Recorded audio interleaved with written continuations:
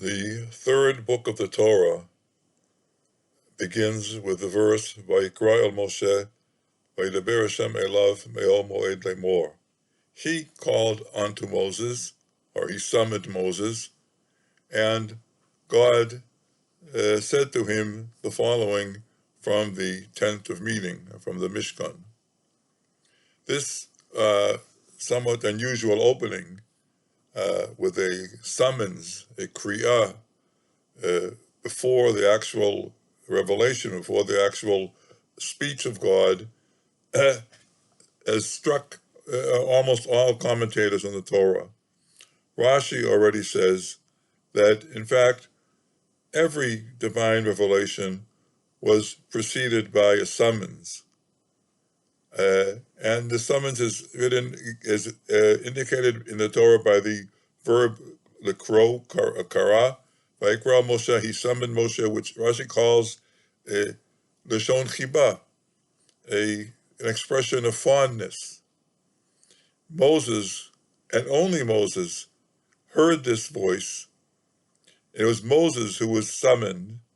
The sound, or whatever it was, may have passed through the entire camp, but none of the Israelites heard it except for Moses.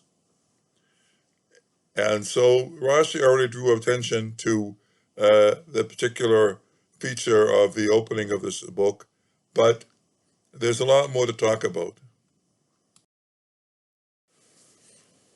And I want to talk in particular about one point which is raised, I think, first and most pointedly by Rabbi Moshe Alsheich, one of the important early modern commentators on the Bible.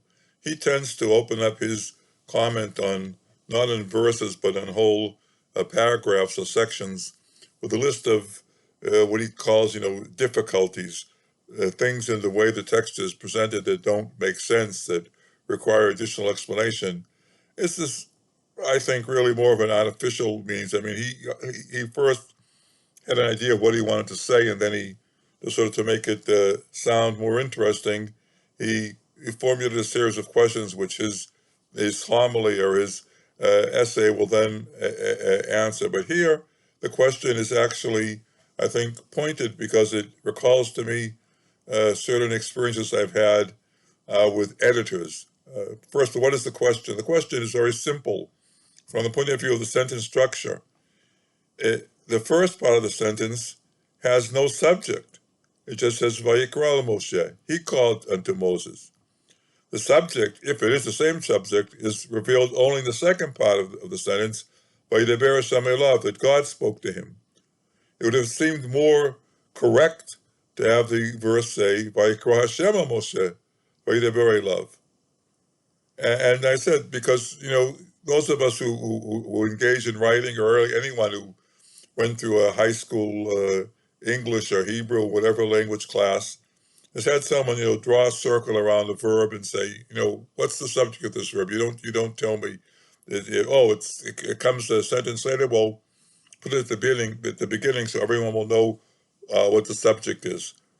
And I find these comments sometimes very annoying, but sometimes to the point. And here, I think, as I said, it's an opening for a great insight. Why?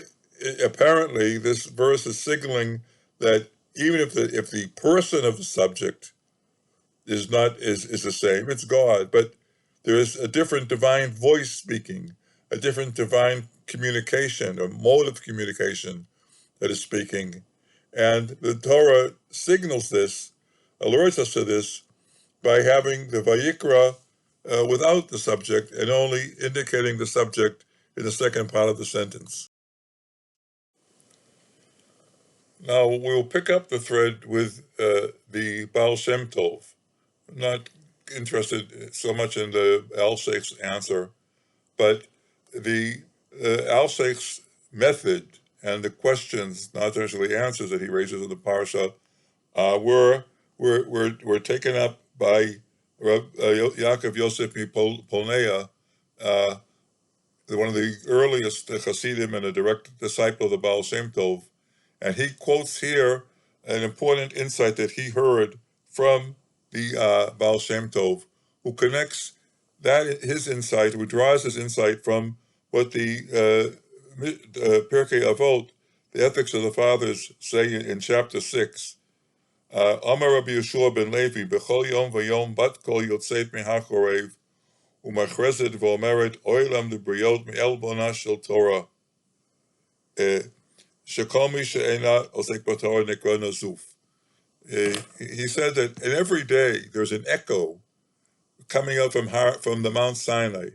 And it was hundreds and thousands of years after the revelation on Mount Sinai, there is still an echo, perhaps a very faint echo, reverberating throughout the world, an echo, a bat kol, which says, "Oh, woe to us for the insult, the disgrace to the Torah." What is this echo? And what is it?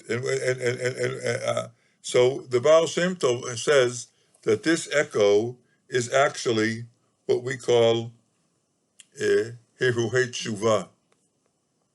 It's this inner urge where someone, the first stages of Tshuva, where someone begins to feel that there's something that needs to be improved, something that needs to be corrected, ameliorated, rectified in their personality. This is her Heruhim, these first sort of amorphous thoughts that, if you pay attention to them, can get you on the right track, can get you to the supreme heights. And this is the echo that goes through. And he says something else also that's very interesting, I think very pointed and relevant. What do people? Not everyone gets these feelings, urges, but a lot of us do. Many of us do. Many more than those who actually take advantage of it and use it as a springboard to improve themselves.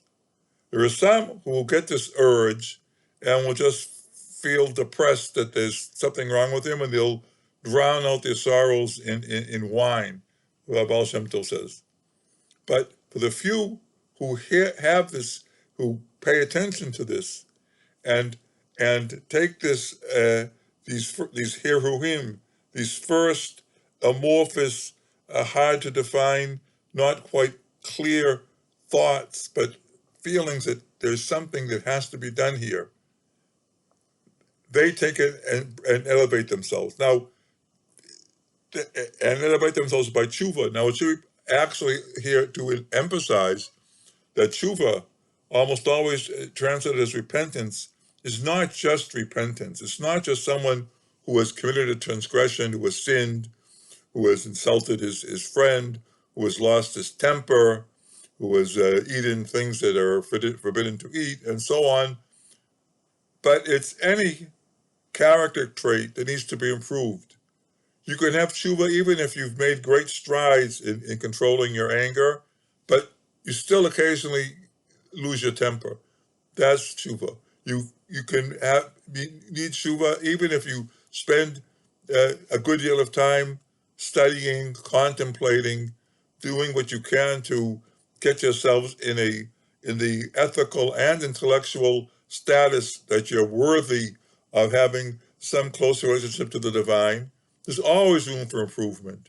And any improvement, any attempted improvement is called a tshuva.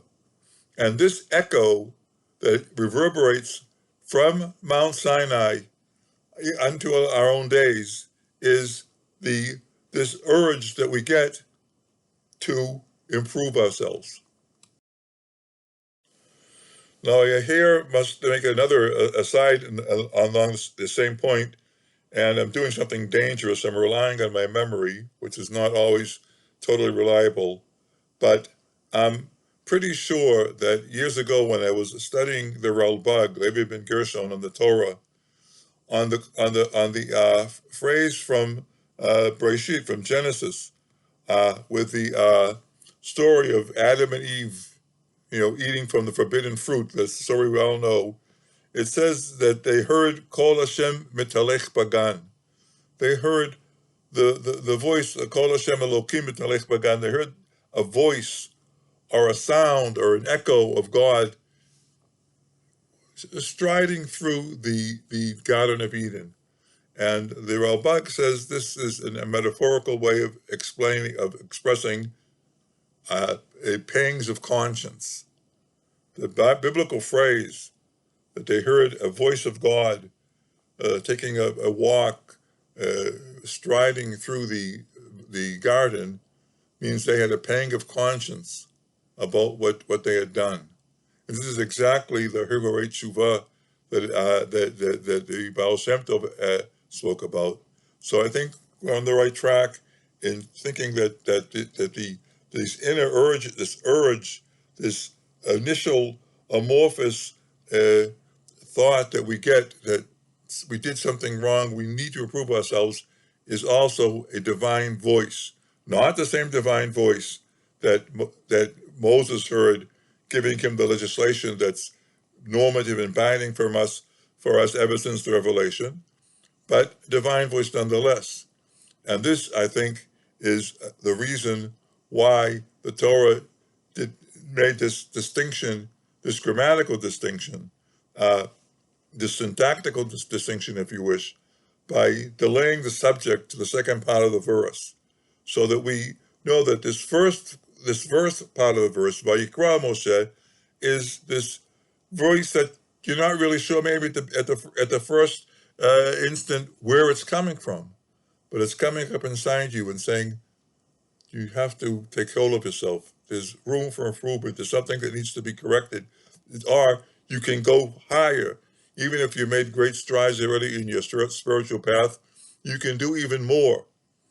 And you pay attention to this, and you don't ignore it or suppress it or drown it in hard liquor, but you take advantage of it, and you use it as a springboard, as a ladder to move on upwards on the scale of spiritual development and character refinement. Then the next stage is a more clearer revelation from God. Thank you very much for your attention, and I hope you enjoyed this video.